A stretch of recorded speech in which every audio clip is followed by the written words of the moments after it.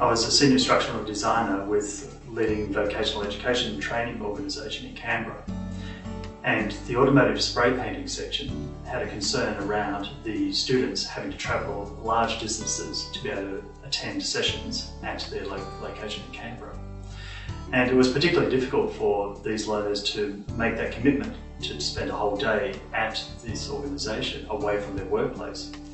And so we needed to find a way to be able to make it more meaningful for learners to continue their studies, and also try and maybe eliminate the need to actually do any travel to Canberra.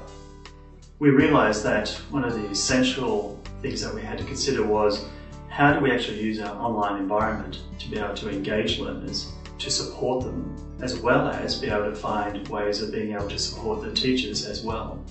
There was a strategic direction of the organisation to develop content online and try and find mechanisms to be able to engage learners with that online content, rather than maintain the traditional face-to-face teaching delivery methods that they used previously.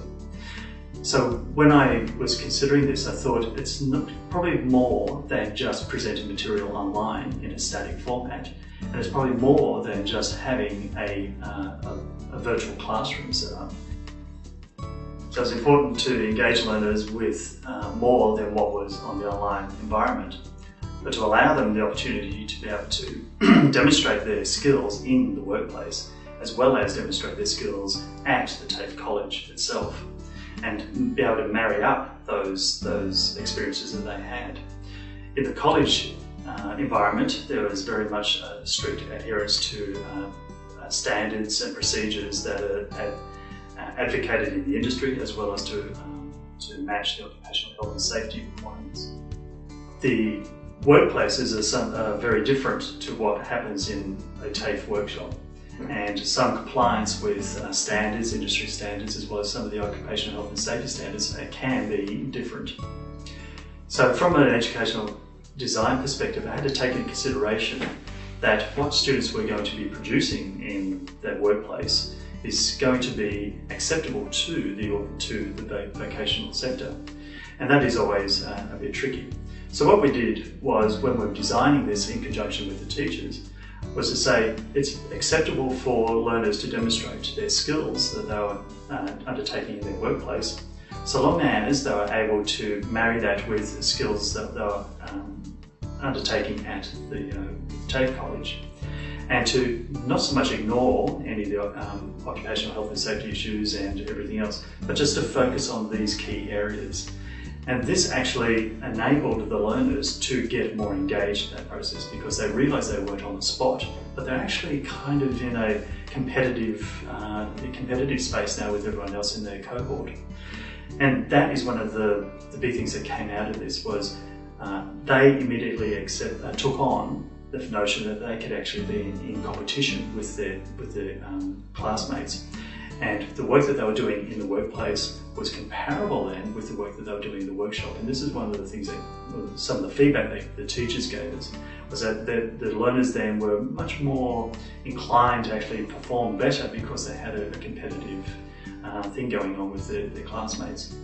In terms of design, that was the most difficult thing. How do you actually try to capture these notions in an online environment and as part of a process? We kind of didn't bother trying to capture it and try to place it in the environment. What we gave was a series of procedures for people to follow, and tied it very, very closely with industry procedures and workplace procedures. So for example, preparing a panel ready for spray painting, do that as an individual task. Capture that in any way that suits you, and be able to present that then to your tutor at the college, and use the online environment to do that, using either a mobile phone or using a still camera. We didn't mind what it was that they used to be able to capture that. What was important for them was to identify what they were capturing. There was also an opportunity for them to be able to put into clear, concise words exactly what was going on with just that image. Then we did the same thing for all the other procedures, all the other steps within that procedure. Actually spray the panel, and then masking and whatever else that they had to do. And each of those were individual tasks. So we just approached each of those individual tasks as individual activities within the online environment. So using the style of the online environment matched exactly each of the tasks that they needed to do. What we found from that was learners knew exactly the process that they had to engage with. They knew exactly what the outcomes were going to be and what they had to contribute to it. And that enabled them to be able to be much more creative in the way that they wanted to be able to do this. After that exercise, it was interesting, they carried on doing this. So that communication they had with the rest of their cohort carried on after that course. And they got, using Facebook and other social media sites, continued on showing off all of the work that they've been doing. Now that's invaluable. You can't put that in a can and deliver it to someone. That's something that's got to be nurtured and engendered in groups like that. Communication between learners and facilitators or tutors, depending on who it was they had at the time, was managed through the online environment. And that was done in two ways. One was using the simple tools in the online environment, which are just simple forums. That was a strong communication tool. We've also started using SMS. So using simple SMS messages to students to tell them about the status of progression, tell them due dates and that sort of thing was really useful. But in terms of getting deeper communication between tutors and learners, we had a system in place where these tutors would, on an occasional basis, drive around that whole region and spend 2 to 3 days driving around each of these places and do site visits with learners.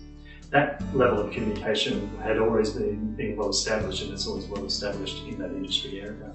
We enhanced that a little bit further by using the online communication tools, using social media sites as well as the tools that are inherent within the system. And we left it open to the tutors to be able to engage with certain learners appropriate to the technology they were more comfortable with. And I don't know what the numbers actually were, but it's probably about a third were quite happy using the online environment, another third were quite happy using a social media thing, and another third wanted some other type of communication. It may not even be that rough, but there was a wide range of ways that people preferred to be communicated with. And also in terms of the tutors, they also had a preference for the ways that they chose to communicate with their learners as well. One of the things that came out of this was trying to get tutors to actually grow with their learners was particularly difficult.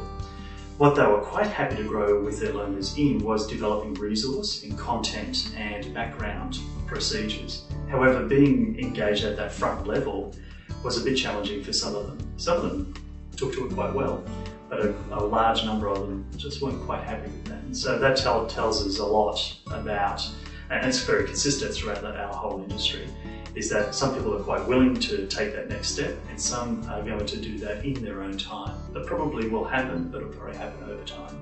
And some of them just won't, they'll just stay in their comfort zones. To make it easier for tutors to start using these new methods of communication and building resource and doing things outside of their normal comfort zones required an instructional designer to be able to work directly with them, to give them the comfort to be able to say, yeah, I'm a bit unsure about this and I really don't want to do that. It was contingent on me to actually challenge that in a soft way without saying anything too derogatory or derivative. It's really contingent on instructional designers to be able to produce a scenario for them and give them the value behind it and their place in that scenario. So for instance, in terms of using video cameras on mobile phones and for students to be able to use an SMS to be able to send that back, we didn't have the technology in place for that to allow that transition to the learning management system, but allowed that direct communication between learners and allowed the direct communication between learners and the tutor. The opportunity for me as an instructional designer then is to try and change the tutor.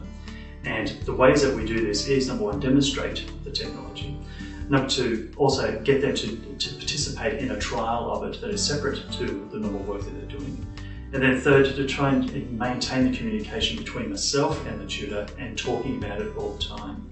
And this effect, in effect, normalises it. So if it's a normal part of our conversation, a normal part of our approach to designing the course, then they accept it eventually as a normal part of that. And the likelihood of them adapting to it is very much stronger than it would be if you just suddenly introduced it and said you must have one of these and go ahead and start learning that. They're going to be very resistant to it. The learning management system we used was Moodle, and Moodle 1.9. And in Moodle we looked at the simplest tools for lecturers to use, as well as simplest tools for lecturers to be able to start building content with. Then we looked at what tools are going to be more amenable for learners. And some of the tools were, the simple ones that we used was the book function. Now, the book function has never been the book function ever since it was invented. It's now become the learning module function because people use it as a learning module. And that allowed us to be able to compartmentalize each of these little learning objects as activities. So for instance, preparing your panel for Ready to Spray Paint was one whole book in itself, because there's quite a number of tasks and pieces of learning and understanding and activities you've got to do to be able to produce that thing. And so it's logical to start using learning module design to be able to deliver that. In terms of communication, the simple forum, and I can't quite recall exactly in which mode that we set the forum at, but regardless of that, because each of the cohorts are involved, they all get access to that forum, they all get to be able to contribute and communicate using that.